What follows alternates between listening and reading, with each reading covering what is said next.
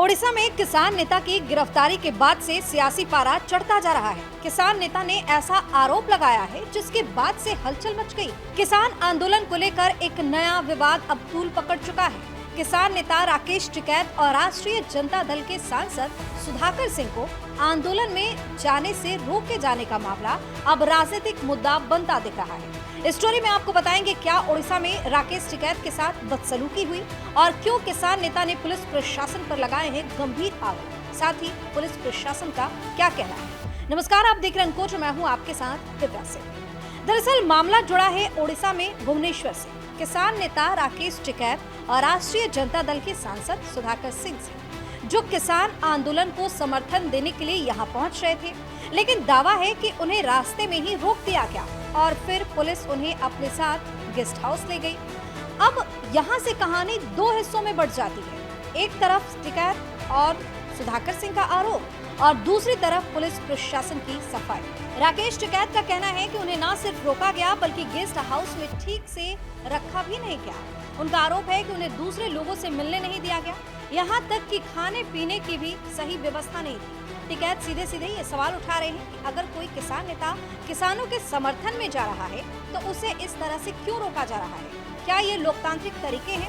इतना ही नहीं, टिकैत ने इस पूरे मामले को राजनीतिक रंग भी दिया और सीधे तौर पर ओडिशा के मुख्यमंत्री मोहन चरण मांझी पर निशाना साध दिया। उनका कहना है कि राज्य की किसान सरकार किसानों की नहीं बल्कि कॉरपोरेट घरानों की सुन रही है। उन्होंने कहा कि वो जल्द ही दोबारा ओडिशा का दौरा करेंगे, यानी ये विवाद अभी थमता नजर नहीं आ रहा। दूसरी तरफ आरजेडी सांसद सुधाकर सिंह भी कम नाराज नहीं दिखे। उनका कहना है कि उन्हें किसानों से मिलने तक की अनुमति नहीं दी गई और ये सिर्फ एक व्यक्ति की बात नहीं है बल्कि एक निर्वाचित जनप्रतिनिधि के अधिकारों का भी सवाल है। उन्होंने साफ कहा कि इस पूरे मामले को संसद में उठाया जाएगा, यानी अब ये मुद्दा राज्य से निकलकर राष्ट्रीय स्तर तक पहुंच सकता है, ऐसा माना जा रहा है।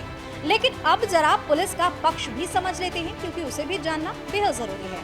भुवनेश्वर के पुलिस आयुक्त एस देवदत्ता सिंह ने इस सभी आरोपों को सिरे से खारिज कर दिया है।